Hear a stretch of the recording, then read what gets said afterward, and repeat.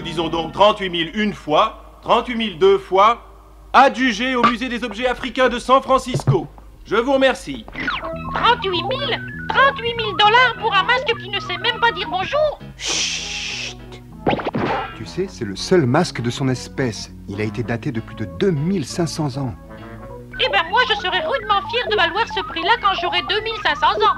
Pour nous, tu n'as pas de prix, T-Bob. Tu crois, Matt? En tout cas, moi, je commence à m'embêter ici. Dis donc, Scott, on avait dit qu'on irait visiter la fameuse prison d'Alcatraz. Chut! Et maintenant, je vous demanderai toute votre attention. Voici, mesdames et messieurs, un objet très exceptionnel. Le légendaire crâne de cristal. Naturellement, il est extrêmement ancien, mais personne ne sait exactement quand et comment il fut fabriqué. C'est un grand mystère, car il est évident que seule une civilisation très avancée a pu concevoir pareil objet. Nous allons démarrer les enchères à 50 000 dollars. Je vois une offre à 50 000. 50 000 pour ce truc, mais ils sont fous. Qu'est-ce qu'on peut en faire à part un cendrier? Finalement, je préférais encore le masque africain que l'autre. Oui, monsieur, une offre à 60 000. Nous sommes à 60 000. 60 000, qui dit mieux? 70, j'ai dit 70, qui dit 80, nous sommes à 70, qui dit mieux? Même cette grande armure serait plus utile que le crâne. T-Bob, arrête. C'est malin, tu viens de faire une enchère à 90 000 dollars. 90 000. Mais pas du tout, qu'est-ce que tu racontes? J'ai juste fait comme ça. 100 000, bravo, nous sommes donc à 100 000. Eh, arrêtez, ça suffit, si vous continuez, moi je m'en vais, hein, je descends la prochaine. 110 000, l'enchère est à 110 000. Je vous félicite, quel fou, quel enthousiasme. Nous avons donc dit 110 000, mesdames et messieurs. Qui dit mieux?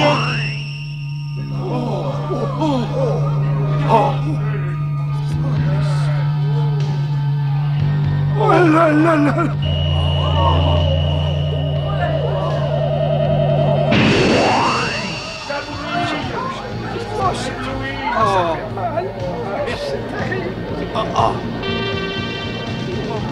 Mon Dieu, regardez, ce n'est pas possible. Le crâne de cristal a disparu. Oh mon Dieu! Oh, je suis désolé, mesdames et messieurs, mais en raison des circonstances, la vente est remise à une date ultérieure. Oh, monsieur Tracker, cette situation est terriblement embarrassante, surtout vis-à-vis de vous, qui nous avez fait l'enchère la plus importante. Ne vous en faites pas pour ça. Il existe certainement une explication. Le crâne irradiait une lumière tellement forte, quelqu'un a pu profiter de ce qu'on ne pouvait pas le regarder pour s'en emparer. Mais personne n'a pu sortir. Toutes les portes, sans exception, étaient gardées. Regardez, il y a un trou, c'est bizarre. Mais il est trop petit pour que le crâne passe au travers. À moins que ça pourrait peut-être être une espèce de... T-Bob! Scott, ôte-toi de là, dépêche-toi. Bruce, viens m'aider à déplacer ce socle. D'accord, Matt, allons-y. Ça alors, c'est inimaginable. T-Bob, tu t'es pas fait mal? Et je suppose que c'est comme ça qu'on tombait autrefois dans les oubliettes. Oh! Hein? Qu'est-ce que c'est que ça? T-Bob, mais qu'est-ce que tu fabriques? Un laser miniaturisé. Il est orienté en plein vers le centre du socle.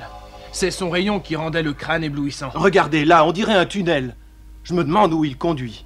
Dehors, probablement un chemin parfait pour s'échapper. Donc quelqu'un a fait tomber le crâne par la trappe et s'est sauvé avec. Mais quelle drôle d'idée de voler ce crâne! Il y avait dans cette salle des objets d'une valeur bien supérieure. Oui, vous avez raison. Après tout, c'est peut-être un type qui pensait que deux têtes valent beaucoup mieux qu'une. Je crois plutôt qu'il s'agit de quelqu'un qui connaissait la vérité sur ce crâne. Mon nom est Crowley, j'appartiens à l'Institut d'archéologie. Le crâne de cristal est tombé dans des mains criminelles. Ça, c'est une affaire extrêmement grave. Je dirais même que c'est une véritable catastrophe.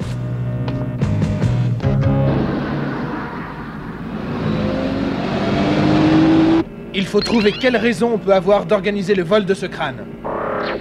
Instruction, donnez toute information disponible concernant le crâne de cristal. Découvert au cours de fouilles archéologiques entreprises en Amérique centrale, serait peut-être un objet façonné par les Indiens Mayas. Ce devaient être de vrais artistes, ces Mayas. Je suis sûr qu'ils auraient pu fabriquer des robots de grande classe.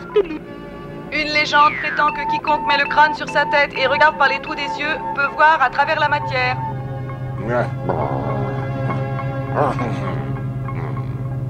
Ah, une banque, parfait. Arrête-toi. D'accord, chef.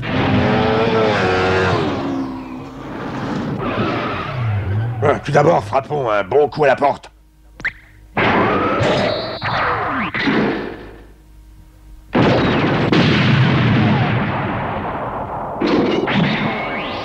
dis-moi pourquoi on est là, Mayhem. T'as vraiment envie de faire un minable petit vol? Je croyais qu'on allait gagner une fortune en vendant ce truc-là. Peut-être que oui, Rax, on va voir ça. Mais d'abord, il faut que je vérifie quelque chose. C'est dimanche, tout est calme, il n'y a pas un chat dans le coin. On peut faire nos petites expériences tranquillement.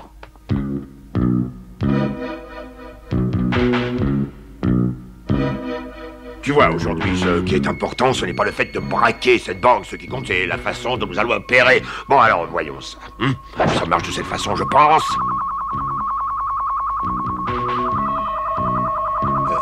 La légende était véridique, je vois à travers la porte, c'est fantastique. En fait, je peux tout voir jusqu'à 5 mètres d'ici. D'ailleurs, essaye les numéros que je vais te donner. 4, 9, 8, 1, 6, 7, 4. Oh.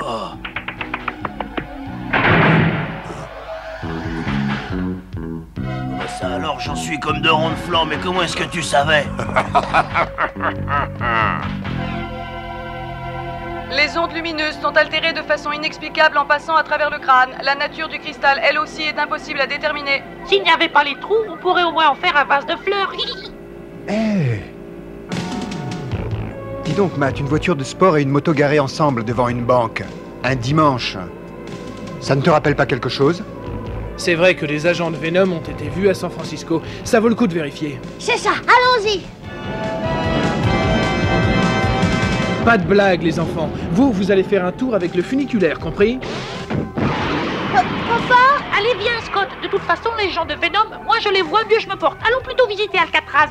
Oh non, visiter une prison, très peu pour moi. D'ailleurs, si tu veux voir un prisonnier, regarde-moi.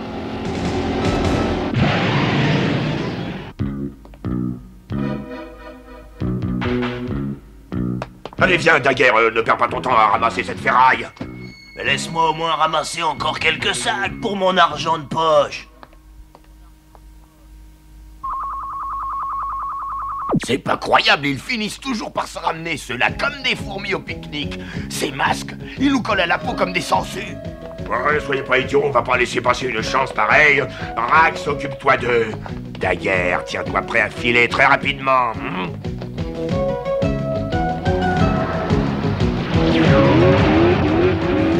Plexor, feu!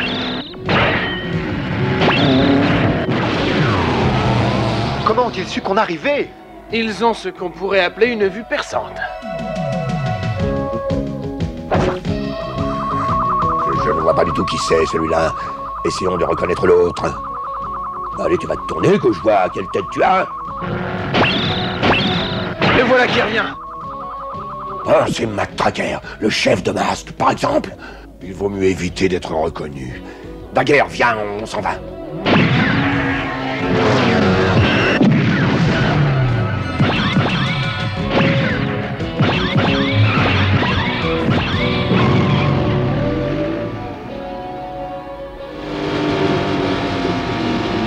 Instruction. Sélectionne les agents de masque les plus aptes à remplir cette mission. Gloria Baker, championne de course automobile, ceinture noire de kung-fu, nom de code Shark, particulièrement recommandée étant donné la nature accidentée du terrain à San Francisco. Dusty Hayes, spécialiste des opérations de pilotage RMR, nom de code Gator, utilisation de véhicules amphibies, sélection complète. Sélection des agents retenus. Formation immédiate d'un commando blindé de choc. Alors on va pouvoir enfin visiter Alcatraz. Je trouve ça extraordinaire, cette prison sur une île au beau milieu de la baie. Pas toi, Scott? Moi, je vais te dire, si tu me casses encore les pieds avec Alcatraz, je t'emmène et je te laisse derrière les barreaux. Oh, c'est Venom. Mais vous allez me laisser! Scott! Scott! Oh! Scott!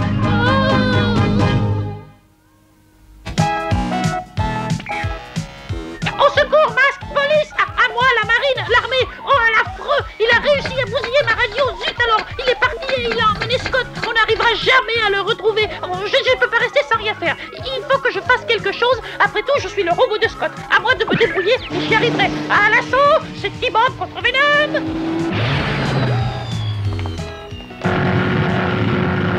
Si vous ne me laissez pas, vous allez avoir de gros ennuis. Je vous assure, vous ne savez donc pas qui est mon père. Tu sais que tu m'amuses, petit.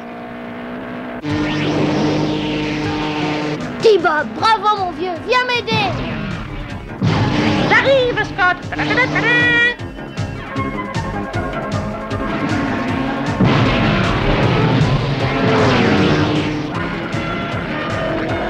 Impossible de semer cette poubelle ambulante. Ah! Attention T-Bob, il a un fusil laser.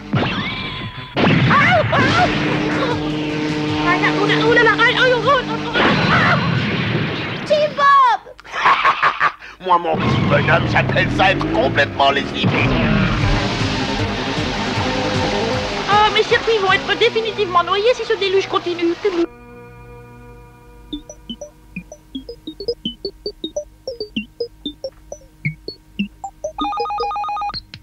Allô? Allô, ici Mayhem. Je suis bien en communication avec Matt Tracker, le chef de masque.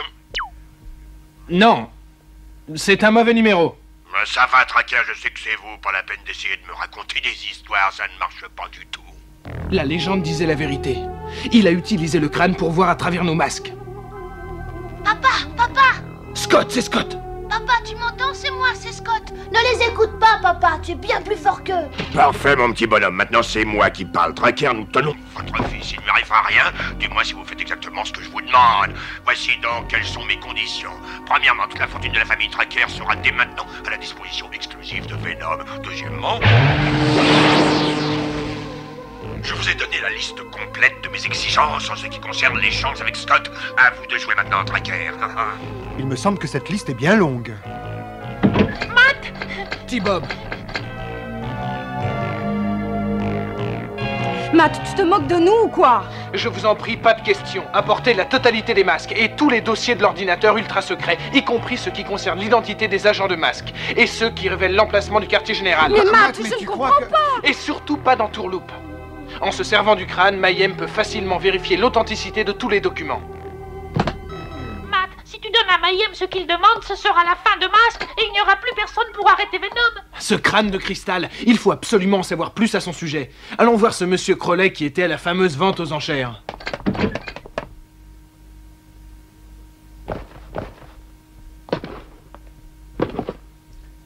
C'est horrible. Il me semble que je ne prépare pas une mission, mais un enterrement. Ah oui, ce fameux crâne de cristal, vous savez qu'il est unique en son genre. C'est vous qui avez enchéri contre moi l'autre jour. Oui, mais j'aimerais savoir pourquoi vous vouliez l'acquérir. Eh ben, si j'avais réussi à l'acheter, j'aurais fait tout ce qui était en mon pouvoir pour qu'il disparaisse jamais, car il n'est pas apparu au bon moment. Le monde n'est pas prêt, loin de là, à faire bon usage des pouvoirs immenses que possède le crâne de cristal. Et puisque des criminels s'en sont emparés, nous devons le leur arracher, le détruire. Il est possible de le détruire? Absolument. En fait, c'est même extrêmement simple. Voyez-vous, le crâne de cristal peut voir à travers tout sauf à travers lui-même. Il lui est impossible de survivre à la vision de sa propre image, ça le détruit. Et à la minute où la destruction se produit, tout le savoir acquis s'efface instantanément de l'esprit de celui qui a eu la possibilité d'utiliser les pouvoirs de ce crâne. Alors quel gaspillage quand on y pense.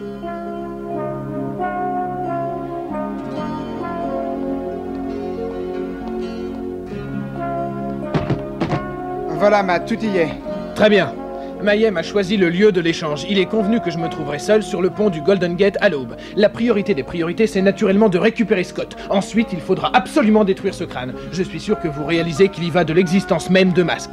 Qui a une idée? Eh bien, Matt, tu pourrais peut-être avoir l'air d'être seul sans être vraiment seul.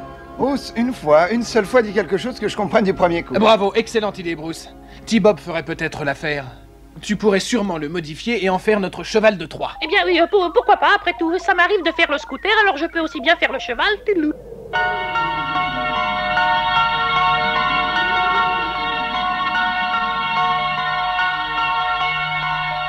Regarde, T-Bob, toi qui voulais voir Alcatraz, eh bien voilà l'occasion ou jamais.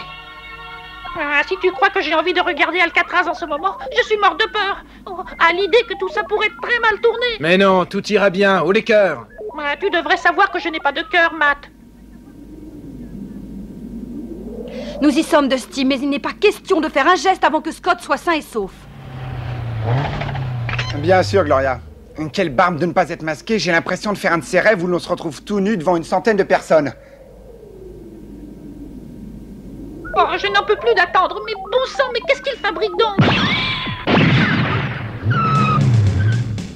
est le type qui a enlevé Scott. Ah!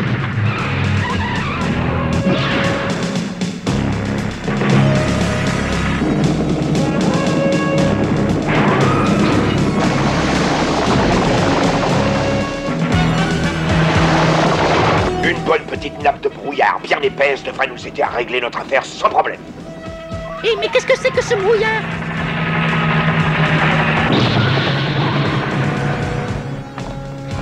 C'est le moment, T-Bob. Papa! Pas de plus, Tracker, je vous ai recommandé de venir seul. Du calme, Mayhem. Ce n'est qu'un robot qui m'aide à porter ce bazar. Je vous le donne avec le reste et sans supplément encore. Restez où vous êtes, je vais vérifier que votre bazar, comme vous dites, n'est pas du tox. T-Bob, vas-y. Oh non! C'était le coup d'envoi. Maintenant, il s'agit de marquer le but. Attrapez-les!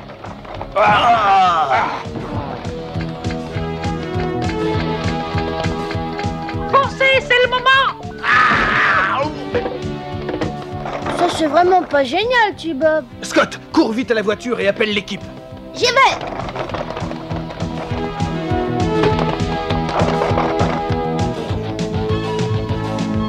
L'équipe masque! Dépêchez-vous!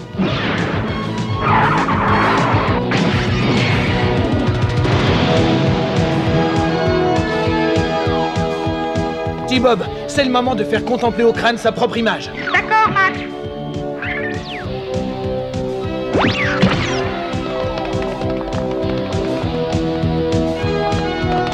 Je vais te faire descendre, ma Tracker. Flash or. Tu y es, T-Bob?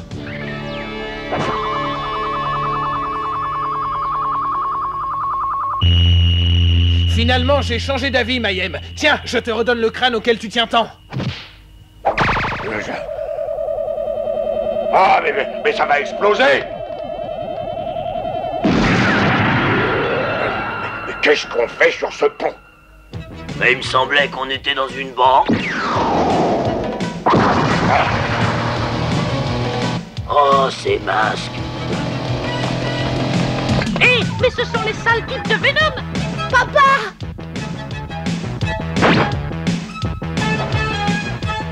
Papa! Matt! Salut les amis, vous m'avez vu dans mon numéro de funambule? Je ne sais pas ce qui se passe, mais je crois qu'il vaut mieux décamper. Ah, est-ce que Venom est parti au moins cette fois? Oh! Oh, lâchez-moi, ça suffit! Attendez les amis, je monte vous voir. Attention, le câble est en train de lâcher, papa! Je vais vite chercher Bullock.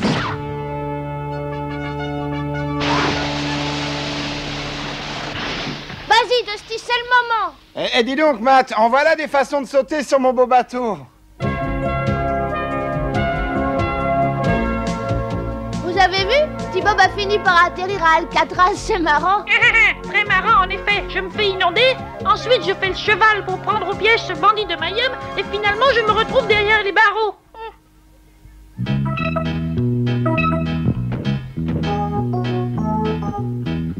Scott, je suis sûr que j'ai vu un type en train de rôder dehors. D'accord, j'appelle la police. Ah non, c'est pas la peine, Scott. Il est juste en train de réparer un pneu crevé. Dis donc, on aurait eu l'air fin si on avait appelé la police, tu crois pas? Il vaut toujours mieux appeler la police, T-Bob. Même quand on n'est pas tout à fait sûr qu'un mauvais coup se prépare. Ça peut pas faire de mal.